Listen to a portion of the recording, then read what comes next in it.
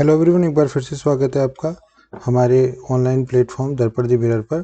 और आज हमारी ये लेक्चर संविधान के जो लेक्चर सीरीज है उसका दूसरा लेक्चर है और इस लेक्चर का नाम है संविधान के स्रोत, सोर्सेस ऑफ इंडियन कॉन्स्टिट्यूशन।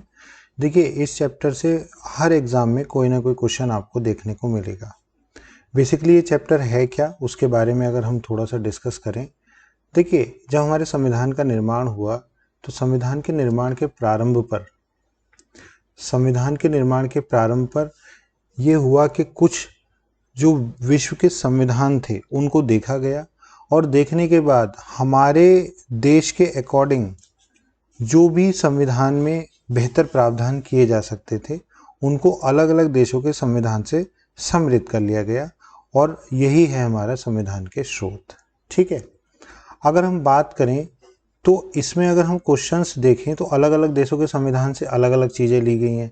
जैसे कुछ चीज़ें ब्रिटेन के संविधान से ली गई हैं क्योंकि ब्रिटिशर का यहाँ पे शासन था, तो ब्रिटेन के संविधान से। जैसे संसदात्मक शासन, यानी जो भारत में संसदीय प्रणाली है वो ब्रिटेन के संविधान से ली गई है। ठीक है, अमेरिका की बात करें तो सर्वोच्च न्यायालय है। ठीक है, उसके अलावा न्यायिक पुनरावलोकन है। अब न्यायिक पुनरावलोकन क्या होता है या और बहुत सारी ऐसी शब्दावलियाँ आएंगी, वो अलग हम जब लेक्चर सीरीज स्टार्ट करेंगे संविधान की तो उसको वहाँ पे देखेंगे।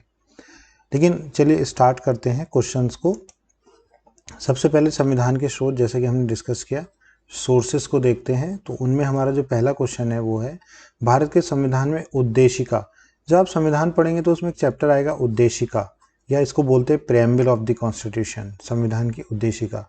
तो जो उद्देशिका का विचार है वो संविधान में कहाँ से लिया गया है, तो ये बहुत बार एग्जाम में पूछा गया है। ठीक है, तो भारतीय संविधान में उद्देशिका को यूएसए के संविधान से लिया गया है। यूएसए मतलब जिसको आप बोलते हैं यूनाइटेड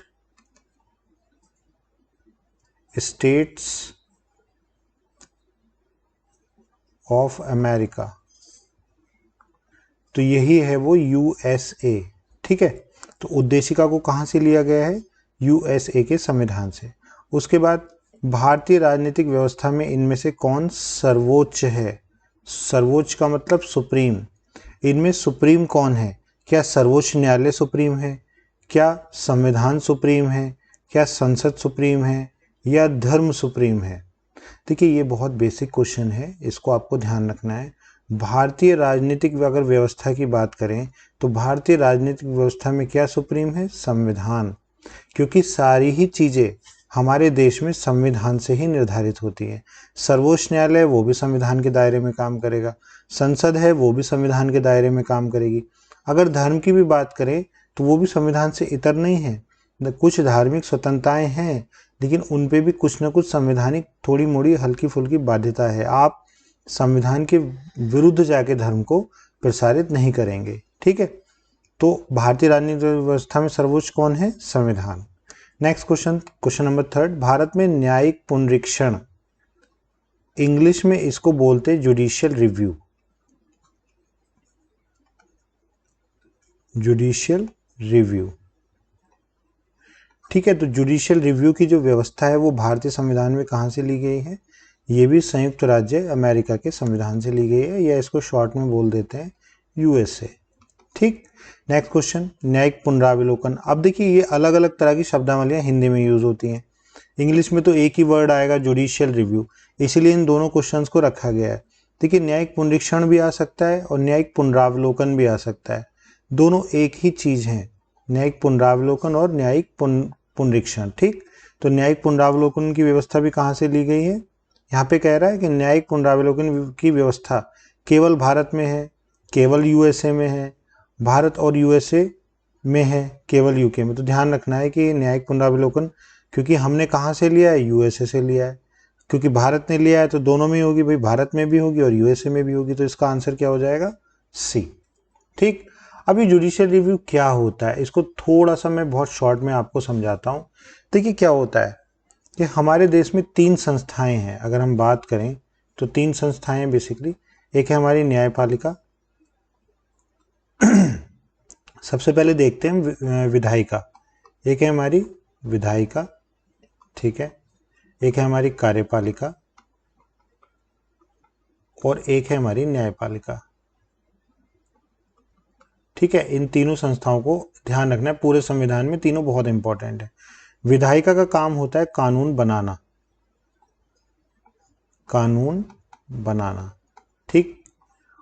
कार्यपालिका का काम क्या होता है, इन कानूनों को लागू करना, यानी जो विधायिका ने कानून बनाए हैं उनको क्या करेगी कार्यपालिका, लागू करेगी।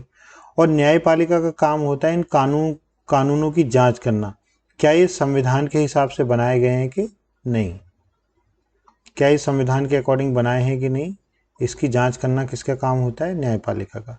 अब देखिए होता क्या है कि जैसे मान लीजिए न्यायपालिका है, न्यायपालिका ने किसी मुद्दे पर कोई डिसीजन दे दिया, ठीक है, कोई जजमेंट दे दिया, ठीक, कोई जजमेंट दे दिया, लेकिन कुछ समय बाद न्यायपालिका को लगता है कि जो हमने जजमेंट दिया है वो सही नहीं है या उसकी दोबारा से जांच की जानी ज़रूरी है, तो वही जो दोबारा से उसकी जांच की जाती है वही हमारा कहलाता है जुडिशियल रिव्यू, न्यायिक पुनरावलोकन, यानी पुनर्वलोकन उसका किया जाता है, ठीक है। तो आप ये समझ गए होंगे कि बेसिकली जुडिशियल रिव्यू का मतलब क्या होता है कि न्यायपालिका द्वारा जब किसी जजमेंट को दे दिया जाता है और फिर कुछ समय पश्चात न्यायपालिका को लगे कि नहीं इसकी दोबारा से जांच की जानी आवश्यक है, तो वो उस पर दोबारा से अवलोकन करती है, वही कहलाता है हमारा न्यायिक पुनरावलोकन। चलिए आगे चलते हैं। नेक्स्ट, निम्नलिखित में से कौन सा लक्षण भारतीय परिसंघ, यानी भारतीय परिसंघ, ठीक है, यानी इंडियन कॉन्स्टिट्यूशन और अमेरिकन परिसंघ में एक समान रूप से पाया जाता है। देखिए यहाँ पे कह रहा है एकल नागरिकता, एक ही नागरिकता, तो एक नागरिकता तो है नहीं। अगर हम यूएसए की बात करें, देखिए अगर नागरिकता की बात करें तो यूएसए में जो है वो दोहरी नागरिकता है। कैसी नागरिकता है, दोहरी नागरिकता है, ठीक। अगर हम इंडिया की बात करें तो इंडिया में एकल नागरिकता है। तो यहाँ पे इसमें तो समानता है नहीं, तो ये वाला तो गलत हो गया, क्योंकि अमेरिका और भारत में जो समान है वो बताना है एकल नागरिकता। संविधान की 3 सूचियाँ, ठीक है। न्यायपालिका की द्वैधता, देखिए अमेरिका में तो न्यायपालिका की द्वैधता है लेकिन भारत में न्यायपालिका की द्वैधता नहीं है। संविधान के निर्वचन के लिए एक परिसंघीय उच्चतम न्यायालय। तो बेसिकली अगर हम भारत की बात करें और अमेरिका की बात करें तो दोनों में इस चीज़ को लेकर समानता है।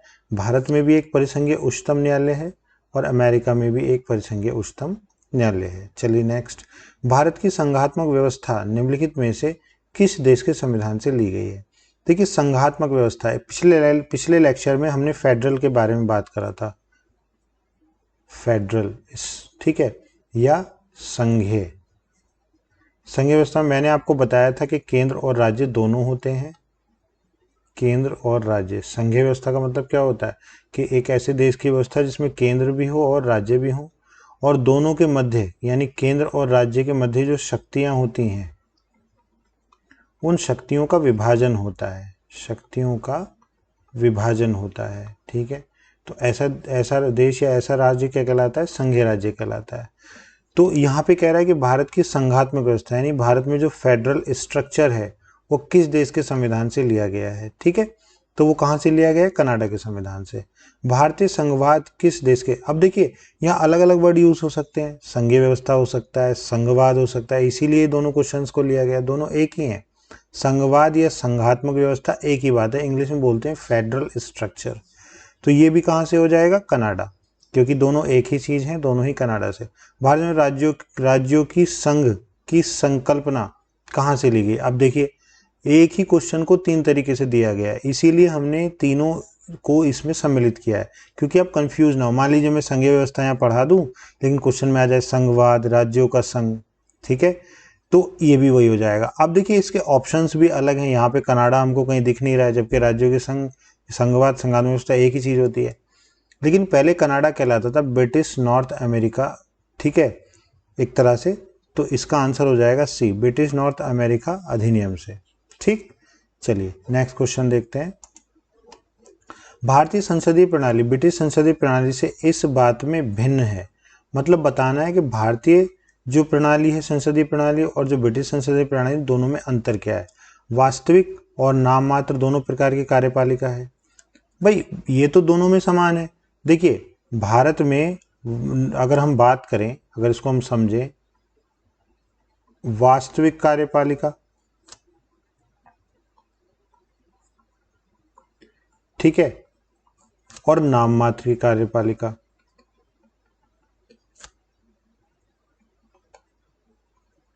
अगर आप इन दोनों को देखेंगे तो ये पाएंगे कि भारत में नाम मात्र की कार्यपालिका तो है राष्ट्रपति, ठीक है, जबकि वास्तविक कार्यपालिका कौन है? प्रधानमंत्री, यानी प्राइम मिनिस्टर, प्रधानमंत्री और उसकी मंत्रिपरिषद, ठीक है। तो वास्तविक कार्यपालिका तो प्रधानमंत्री और उसकी मंत्रिपरिषद है, जबकि नाम मात्र की कार्यपालिका क्या है? राष्ट्रपति। इसी तरह ब्रिटेन के संविधान में भी है, जो वास्तविक कार्यपालिका है वो वहाँ का प्रधानमंत्री उसकी मंत्रिपरिषद होती है, और ब्रिटेन में जो नाम मात्र की कार्यपालिका है वो वहाँ का जो किंग होता है या जो वहाँ की क्वीन होती है वो होती है। तो ये तो सही हो गया। सामूहिक उत्तरदायित्व की प्रणाली भारत में भी है और वहाँ भी है। कलेक्टिव रेस्पॉन्सिबिलिटी, जैसे मंत्रिपरिषद लोकसभा के प्रति उत्तरदायी होती है, वहाँ भी होती है, यहाँ भी होती है। द्विसदनीय विधायिका यहाँ भी है, वहाँ भी है। यहाँ भी 2 सदन हमारे विधानसभा मतलब संसद में यहाँ भी 2 सदन है, जैसे एक लोकसभा एक राज्यसभा। सेम उसी प्रकार से अगर ब्रिटेन में देखें तो वहाँ पे एक हाउस ऑफ कॉमन्स है और एक हाउस ऑफ लॉर्ड्स है, वहाँ भी सेम है। न्यायिक पुनरावलोकन की प्रणाली, यही जो है भिन्नता है, न्यायिक पुनरावलोकन की प्रणाली। देखिए भारत में न्यायिक पुनरावलोकन है जो अमेरिका के संविधान से लिया गया है, अभी हमने जस्ट पिछले क्वेश्चंस में देखा था, ठीक है, यूएसए के संविधान से लिया गया। ये भारत में है लेकिन ये ब्रिटेन के संविधान में नहीं है, तो आंसर हो जाएगा हमारा न्यायिक पुनरावलोकन। नेक्स्ट क्वेश्चन, निम्नलिखित में से कौन सा कथन सत्य है? संयुक्त राज्य अमेरिका में सरकार की संघीय प्रणाली है। बिल्कुल है, भारत में भी संघीय प्रणाली है, ब्रिटेन में भी संघीय प्रणाली, यानी केंद्र और राज्य दोनों का अस्तित्व है। अब आप संघीय प्रणाली को अच्छे से समझ गए होंगे, जहां केंद्र और राज्य दोनों का अस्तित्व हो। भारत में सरकार की संघीय और एकात्मक दोनों प्रकार की प्रणालियां। अब भारत में क्या दोनों है? नहीं है। फ्रांस में सरकार की संघीय प्रणाली है, ठीक है। आगे कह रहा पाकिस्तान में प्रधानमंत्री की नियुक्ति वहां की जनता के द्वारा होती है, ठीक है। तो इनमें बताना कौन सा कथन सत्य है। तो संयुक्त राज्य अमेरिका में सरकार की संघीय प्रणाली है, यही कथन आपका क्या हो जाएगा?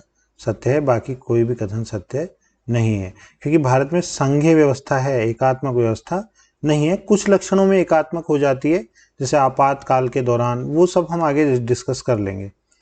अगला क्वेश्चन देखते हैं, भारत के संविधान में सम्मिलित समवर्ती सूची। देखिए ये बहुत बार पूछा जाता है, जो समवर्ती सूची है। 3 सूचियां है ना, बेसिकली अगर हम बात करें तो 3 सूची हैं, ठीक है। 3 सूची में एक है संघ सूची, ठीक है, एक है राज्य सूची और एक है समवर्ती सूची। तो ये 3 सूचियां हैं, ठीक है। इसमें पूछा गया कि जो ये समवर्ती सूची है ये किस देश के संविधान से ली गई है। तो समवर्ती सूची ऑस्ट्रेलिया के संविधान से ली गई है, ये आपको ध्यान रखना है। नेक्स्ट क्वेश्चन देखते हैं, भारत में समवर्ती सूची की संकल्पना कहाँ से ली गई? अभी हमने पढ़ा है, ऑस्ट्रेलिया के संविधान से ली गई है। भारत के संविधान निर्माताओं में 7वीं अनुसूची में, अब देखिए इस तरह से भी इस क्वेश्चन को दे सकता है। अब यहाँ से एक क्वेश्चन आप और तैयार कर सकते हैं कि अगर हम बात करें तो ये तीनों सूचियां किस अनुसूची में है? 7वीं अनुसूची में। वर्णित समवर्ती सूची कहाँ से ली गई है? ऑस्ट्रेलिया के संविधान से ली गई है। नेक्स्ट क्वेश्चन, भारत के संविधान में समवर्ती सूची की अवधारणा ग्रहित की गई है, इस तरह से भी लिख के दे सकता है। तो बेसिकली कहाँ से हो जाएगा? ऑस्ट्रेलिया के संविधान से। अब सोच रहे होंगे सर आप 3 क्वेश्चन दिए, लेकिन तीनों की भाषाएं अलग हैं, इसलिए इन तीनों क्वेश्चनों को रखा गया है। और राज्य के नीति निषेधक तत्वों से कई बार पूछा गया है, ठीक है। तो क्वेश्चन है, भारतीय संविधान में राज्य के नीति निर्देशक तत्व, इनको बोलते हैं DPSP, directive principles of state policies, की संकल्पना किस देश के संविधान से ली गई है? तो ये लिए गए हैं आयरलैंड के संविधान से। राज्य के नीति निर्देशक तत्व ये क्या होते हैं, किस भाग में हैं, किस अनुच्छेद से किस अनुच्छेद तक है, ये हम आगे डिस्कस करेंगे। भारतीय संविधान में अन्य देशों के संविधानों से कुछ विशेषताओं को लिया गया है। इन देशों, किस देश का राज्य के निषेधक तत्वों के निर्माण में योगदान है? तो कहाँ से राज्य के निषेधक तत्व लिए गए? अभी हमने पढ़ा है आयरलैंड के संविधान से। राज्यसभा के गठन में प्रतिभा, ये बहुत इंपॉर्टेंट क्वेश्चन है, जनरली बच्चे इसको याद नहीं करते हैं, मैं फिर कह रहा हूँ इसको आप याद करिए, ठीक है, that is very important question. Rajya Sabha के गठन में, अब देखिए आपने सुना होगा कि जो राष्ट्रपति होता है, जो भारत का राष्ट्रपति होता है, वो राज्यसभा में 12 लोगों को मनोनीत करता है। 12 लोगों को क्या करता है? मनोनीत करता है। ठीक है, मनोनीत का मतलब नॉमिनेट। ठीक, जिनको कला, साहित्य आदि में ख्याति प्राप्त होती है। ठीक है, जैसे सचिन तेंदुलकर को भी मनोनीत किया गया था। इस तरह से बहुत सारी एक्ट्रेस भी हैं, एक्टर भी हैं, प्लेयर्स भी हैं जिनको मनोनीत किया जा चुका है। तो इसी तरह से तो क्वेश्चन पूछा जा रहा है कि ये जो मनोनयन का जो अधिकार है, ये जो एक तौर तरीका है, ये किस देश के संविधान से लिया गया है? तो ये बहुत इंपॉर्टेंट क्वेश्चन है। आयरिश गणतंत्र से लिया गया है। ठीक है, आयरिश गणतंत्र, या हम इसको कह सकते हैं आयरलैंड के संविधान से लिया गया। आयरिश मतलब आयरलैंड, एक ही बात है। तो राज्यसभा के गठन में प्रतिभा, अनुभव एवं सेवा को प्रतिनिधित्व देने वाले भारतीय संविधान निर्माता निम्न उदाहरण से प्रभावित हुए थे। कहां से प्रभावित हुए थे? आयरिश गणतंत्र से। नेक्स्ट क्वेश्चन देखते हैं। अब इनको मिलाना है। देखिए ये बहुत इंपॉर्टेंट है। मूल अधिकार हमेशा ध्यान रखना है, मूल अधिकार लिए गए यूएसए के संविधान से। ठीक है, तो मूल अधिकारों को कहां से लिए गए? संयुक्त राज्य अमेरिका से। शासन की संसदीय प्रणाली, संसदीय प्रणाली शुरू में मैंने बताई थी, ब्रिटेन के संविधान। देखिए यहाँ यूके का मतलब क्या है? यूके मतलब यूनाइटेड किंगडम। बेसिकली आप इसको ध्यान रख सकते हैं, अभी इंग्लैंड, वैसे थोड़ा सा इनमें अंतर है। ठीक है, या ब्रिटेन। तो अभी इन तीनों को एक ही मान लीजिए। वैसे ये इस तरह से है, जैसे यूके का मतलब हो गया ये, यानी यूके सबसे बड़ा है, उसके बाद ब्रिटेन, उसके अंदर इंग्लैंड। तो ऑलमोस्ट इस तरह से, इसको हम आगे डिस्कस करेंगे कभी। आपात उपबंध लिए गए हैं जर्मनी से। ठीक है, तो आपात उपबंध क्या हो जाएंगे? देखिए ये दोनों ऑप्शंस थोड़े से ज़्यादा हो गए। यहाँ पे एक आयरलैंड होना चाहिए था। राज्य तत्व कहाँ से लिए गए? आयरलैंड के संविधान से, आयरलैंड। ठीक है, और अगर हम बात करें आपात उपबंध, तो आपात उपबंध जर्मनी से लिए गए हैं। ठीक है, तो आप इनको मिला लीजिएगा, बाकी मैंने आपको बता दिया है। चलिए नेक्स्ट क्वेश्चन देखते हैं, क्योंकि इसमें ऑप्शंस आगे पीछे हो गए थे। नेक्स्ट, मूल अधिकार कहाँ से लिए गए? अभी मैंने बताया था मूल अधिकार लिए गए हमारे अमेरिका से। तो मूल अधिकारों का क्या हो जाएगा हमारा? यानी ए का हो जाएगा 4। राज्य के निदेशक तत्व कहाँ से लिए गए? आयरलैंड के संविधान से। तो बी का 3। मंत्रिमंडलीय सरकार कहाँ से ली गई है? तो मंत्रिमंडलीय सरकार हो जाएगी हमारी ब्रिटेन से। संसदीय शासन या मंत्रिमंडलीय सरकार ब्रिटेन से। केंद्र राज्य संबंध, केंद्र राज्य संबंध की बात करें तो ये हमारा कनाडा से प्रेरित है। तो ए का हो जाएगा हमारा 4, बी का हो जाएगा 3। तो ए का 4 हो गया। ठीक है, बी का 3। ये देखिए ए वाले और डी वाले ऑप्शन में। अगर हम सी की बात करें तो सी का 1 है, तो सी का 1 तो हमारा किस में हो जाएगा? डी ऑप्शन हो जाएगा हमारा। चलिए नेक्स्ट क्वेश्चन देखते हैं। अगर हम अगले क्वेश्चन की बात करें फिर इसी तरह से। अब देखिए यहाँ 2-3 चीज़ें बहुत इंपॉर्टेंट है। एक विधि का शासन, ठीक, और एक विधि द्वारा स्थापित प्रक्रिया। दोनों में डिफरेंस भी होता है। विधि के शासन को हम इंग्लिश में अगर कहें तो इसको बोलेंगे रूल ऑफ लॉ, और विधि द्वारा स्थापित प्रक्रिया को बोला जाता है प्रोसीजर इस्टेब्लिश बाय लॉ। दोनों में एक बहुत कॉमन सा डिफरेंस है। रूल ऑफ लॉ का मतलब होता है कि देखिए, जैसे अगर हम बात करें तो भारत में एक समय पे क्या होता था? रूल ऑफ अ किंग, मतलब किसी राजा का शासन हुआ करता था। ठीक है, या किसी, जिसको हम कह सकते हैं बादशाह का शासन हुआ करता था। जैसे मान लो अशोक का शासन, अशोक ही सब कुछ था। ठीक है, उसके बाद अकबर का शासन, अकबर ही सब कुछ था। या किसी भी राजा का एग्जाम्पल ले सकते हैं, तो वही सब कुछ हुआ करता था। लेकिन मॉडर्न डेमोक्रेसीज जब आई तो वहाँ पे जो सब कुछ बना वो बना एक संविधान, एक रूल, जिसको हम बोलते हैं रूल ऑफ लॉ, यानी विधि का शासन, कानून का शासन। अब किसी और का शासन नहीं है, बल्कि किसका शासन? कानून का शासन। तो विधि का शासन आप समझ गए होंगे, यानी जो भी होगा वो विधियों के द्वारा ही होगा, कानून के द्वारा ही होगा, कानून से ऊपर कोई भी नहीं है। ठीक, अब यहाँ पे विधि द्वारा स्थापित प्रक्रिया का मतलब ये होता है कि जो ये कानून हो, ये कानून कैसे होने चाहिए? ये कानून होने चाहिए फेयर, यानी ये कानून क्या होने चाहिए? सही होने चाहिए। ऐसा नहीं है कानून गलत बना दिए जाएं। तो दोनों में ये डिफरेंस है। रूल ऑफ लॉ का मतलब तो होता है विधि का शासन, और विधि द्वारा स्थापित प्रक्रिया का मतलब होता है कि रूल का शासन ही होगा, लेकिन वो रूल्स कैसे होने चाहिए? फेयर होने चाहिए और जस्ट होने चाहिए, मतलब अच्छे रूल होने चाहिए। अब विधि का शासन तो हमारा लिया गया है इंग्लैंड से। ठीक है, अगर हम विधि के शासन की बात करें तो लिया गया है इंग्लैंड से। ठीक है, उसके बाद अगर हम बात करें विधि द्वारा स्थापित प्रक्रिया, तो विधि द्वारा स्थापित प्रक्रिया जो है ये हमारी ली गई है जापान के संविधान से। ठीक है, राष्ट्रपति के विचारार्थ राज्यपाल द्वारा विधेयक, ये हमारा लिया गया है ऑस्ट्रेलिया के संविधान से। और विस्तृत उभयनिष्ठ सूची की अगर हम बात करें तो ये ली गई है हमारी कनाडा के संविधान से। चलिए अब इनको मिलाते हैं। देखिए जो ए वाला ऑप्शन है इसका तो हो जाएगा हमारा दूसरा, ठीक है, तो इन दो में है, एक इसमें है एक इसमें है। विधि द्वारा स्थापित प्रक्रिया जापान, यानी बी का हो जाएगा तीसरा, तो बी का तीसरा इसमें, तो यही वाला हमारा आंसर सही हो जाएगा। नेक्स्ट क्वेश्चन अगर हम देखें, अगला क्वेश्चन देखते हैं। यहाँ भी मिलाने वाला क्वेश्चन है। इससे देखिए आपका याद हो जाएगा। ये क्वेश्चन किस लिए बनाए गए हैं कि आप मल्टीपली इसको सबकॉन्शियस माइंड में ये आपके चला जाएगा, इजिली याद हो जाएगा। नीति निर्देशक तत्वों की अगर हम बात करें तो राज्य के नीति निर्देशक तत्वों को कहाँ से लिया गया है, अभी हमने पढ़ा था आयरलैंड के संविधान से, तो ए का हो जाएगा हमारा 3। मूल अधिकार अभी हम पढ़ चुके हैं, देखिए पढ़ चुके हैं इसीलिए रिवाइज हो रहा है। बी का हो जाएगा हमारा 5, क्योंकि मूल अधिकार कहाँ से लिए गए हैं, यूएसए के संविधान से, ठीक है। उसके बाद समवर्ती सूची की बात करें तो ऑस्ट्रेलिया से, ठीक। भारत राज्यों का संघ है तथा संघ में अधिक शक्ति नहीं रही, ये कनाडा से लिया गया है। तो हमारा ए का क्या है, तीसरा है। बी का क्या है, हमारा 5वां है। तो ए का हमारा तीसरा है, बी का हमारा 5वां है। देखिए बी इसमें है, बी में है और डी में है। ए का तीसरा और बी का 5वां। उसके बाद सी की बात करें तो सी का पहला है, तो बी और डी में तो सी का पहला तो इसी में, तो यही वाला हमारा आंसर हो जाएगा। नेक्स्ट यहाँ पे कह रहा है भारतीय संविधान में मौलिक कर्तव्य, देखिए जो फंडामेंटल ड्यूटीज हैं, फंडामेंटल राइट्स की अगर हम बात करें, मूल अधिकार तो यूएसए से लिए गए हैं, लेकिन जो मौलिक कर्तव्य हैं ये हमारे लिए गए रूस से। अब देखिए रूस की जगह आपके पास ऑप्शन पूर्व सोवियत संघ भी आ सकता है, या इसको यूएसएसआर भी बोलते थे, ठीक है, तो ये भी सही होगा। अगर रूस ऑप्शन में ना हो तो यूएसएसआर हो सकता है, तो ये आपका आंसर हो जाएगा। भारतीय संविधान में सन्निहित मूल अधिकारों की अवधारणा, मूल अधिकार कहाँ से लिए गए हैं, संयुक्त राज्य अमेरिका से। इसमें कई बार आपका रिवीजन भी हो रहा है।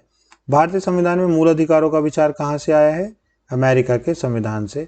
और लास्ट हमारा क्वेश्चन है, लिखित संविधान का प्रारंभ किस देश में हुआ, तो लिखित संविधान का प्रारंभ सबसे पहले हुआ था अमेरिका में, अमेरिका या यूएसए। आई होप आपको ये क्वेश्चंस अच्छे लगेंगे, और ये मोस्ट इम्पॉर्टेंट क्वेश्चन है। इस लेक्चर को आप जो है बार बार देखिए। अगर आपको लगता है कि एक बार में याद नहीं हो पा रहे हैं, आप इसको 2 बार देखिए, 3 बार देखिए, स्पीड बढ़ा के देखिए।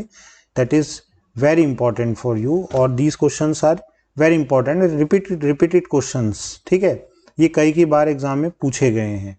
चलिए आई होप आपको ये लेक्चर पूरा समझ में आया होगा। तो हमारे इस चैनल को सब्सक्राइब करें, लाइक करें और शेयर करें।